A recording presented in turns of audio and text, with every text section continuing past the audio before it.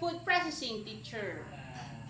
This week, we will be dealing with prepare for sampling, and you are expected to identify sampling requirements in accordance with sampling plan. Now, what is food sampling? Food sampling is a process used to check that a food is safe and that it does not contain harmful contaminants or that it contains only permitted additives at acceptable levels, or that it contains the right levels of key ingredients and its label declarations are correct, or to know the levels of nutrients present. Let's proceed to the requirements in sampling. First, samples must be packed with shock-absorbing materials containers dummy. Second, frozen samples must remain frozen. Perishable products must be frozen. If freezing doesn't interfere with the plant analysis, products requiring refrigeration, example, fresh crab meat for bacteriological analysis should be shipped in ice. Third, submit samples to the laboratory in the original unopened containers. Fourth, sampling containers should be clean, sterilized, dry, leak-proof, wide-mouth, and of suitable size of the sample product. For number 5, use sampling tools, equipment, and instrument. For dry materials, use sterile metal boxes, cans, bags, or pockets with suitable closures. And lastly, label each samples. And for now, let us discuss the sampling techniques. Random sampling is analogous to putting everyone's name into a hat and drawing out several's name. Each element in the population has an equal chance of occurring. Systematic sampling is easier to do than random sampling. In systematic sampling, the list of elements is counted off. The next sample techniques is convenience sampling. It's very easy to do, but it's probably the worst technique to use. In convenience sampling, readily available data is used. Another sampling technique is stratified sampling. Also divides the population into groups called strata. However, this time it is by some characteristic, not geographically. For instance, the population might be separated into males and females. A sample is taken from each of these strata using either random, systematic, or convenience sampling. Another sampling technique is multi-stage sampling. With multi-stage sampling, we select a sample by using combinations of different sampling methods. And the last sampling technique is cluster sampling. It's accomplished by dividing population into groups, usually geographically. These groups are called clusters or blocks. The clusters are randomly selected and each element in the selected clusters are used. Now you already know the different sampling techniques.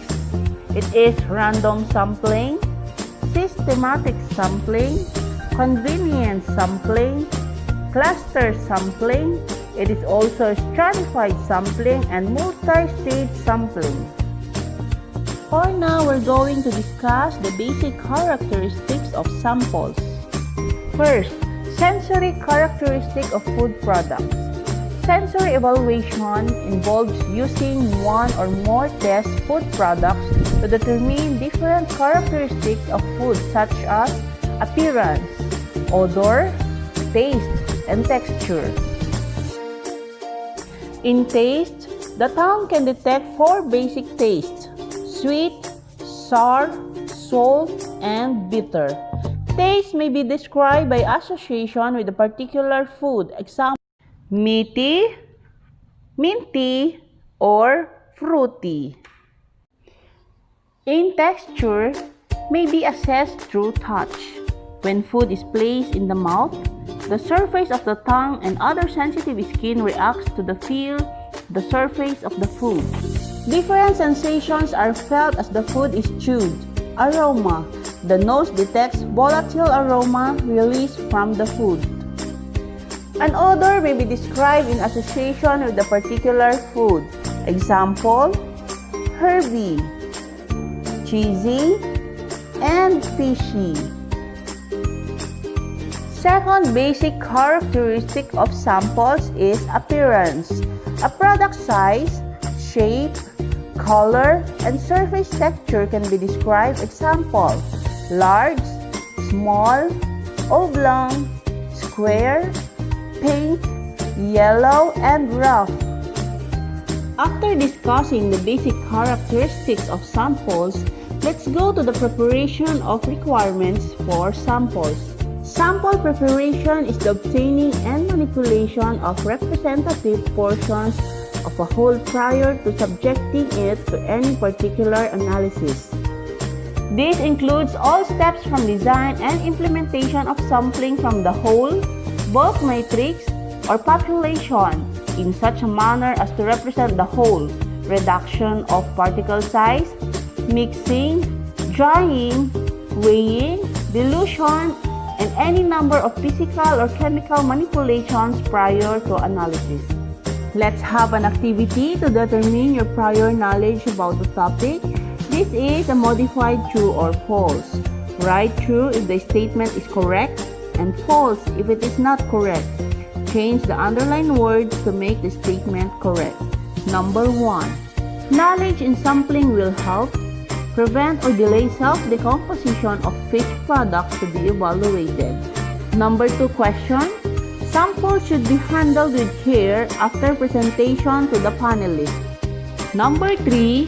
Samples must be handled, packaged, and shipped to prevent compromising the identity or integrity of the sample. Number 4. If products are in bulk or in containers too large for submission to the laboratory, transfer representative portions to sterile containers under aseptic conditions. And number 5, dry or canned foods that are not perishable and are collected at ambient temperatures need be refrigerated. I will give you 5 minutes to answer. Your timer starts now.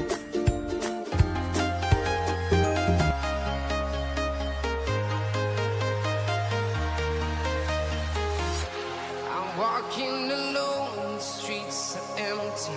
The only thing I can see is my own silhouette. I'm getting stronger, step by step. The clock is ticking, but there's no time for regrets. I've been flying from town to town, from London to Taiwan.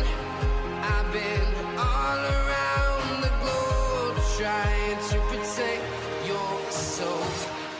We are heroes tonight. We will fly above the sky. We are heroes tonight. Yeah. We are heroes tonight.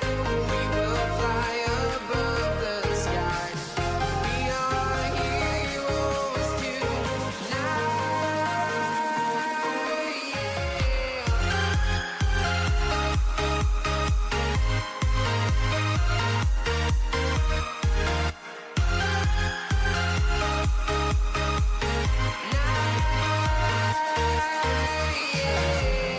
Feel like a dynamite, ready to explode right up in the sky. I need you to listen, I need you to hear, and don't show any fear. I've been flying from town to town, from London to Taiwan. I've been all around the globe trying to protect your soul. We are heroes tonight. We will fly above the sky. We are heroes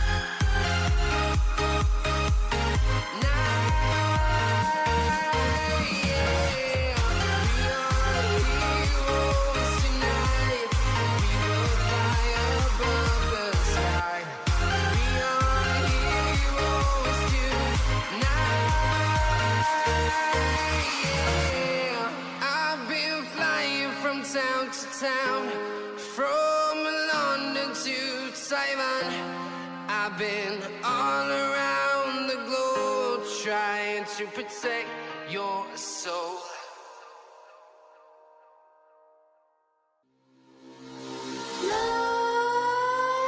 Nightmares creep while you and me repeat. This bittersweet heat is suffocating. I'm waiting and always hesitating. Kryptonite desires set my heart afire. Heart on fire. Set my heart afire.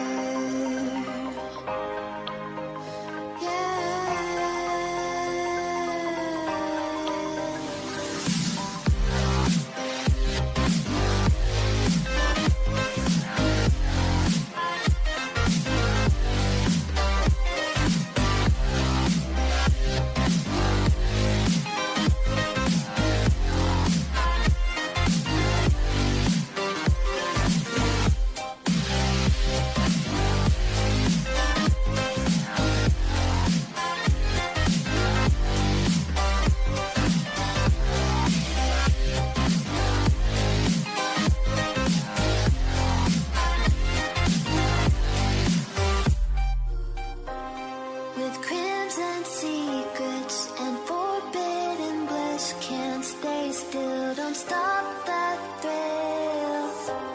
My bones crave your skin, temptation within, mistakes ignite the silence. Nightmares creep while you and me repeat. Are you done? Time is up. Is up. Okay, let's answer your activity. Check your own paper and please be honest in checking. For question number 1, knowledge in sampling will help prevent or delay self-decomposition of fish products to be evaluated. Is it true or false? The correct answer is false. Number 2, samples should be handled with care after presentation to the panelists. The correct answer is false, and let's change it after to before. For number 3, samples must be handled, packaged, and shipped to prevent compromising the identity or integrity of the sample. Is it true or false? The correct answer is true. For number 4, if products are unbulked or in containers too large for submission to the laboratory, transfer representative portions to sterile containers under aseptic conditions. Is it true or false? The correct answer is true. And number 5, dry or canned foods that are not perishable and are collected at ambient temperature need be refrigerated. Is it true or false? The correct answer is false, and let's change the correct word into need not be. That's all for today. Again, this is Teacher Sharon. See you tomorrow.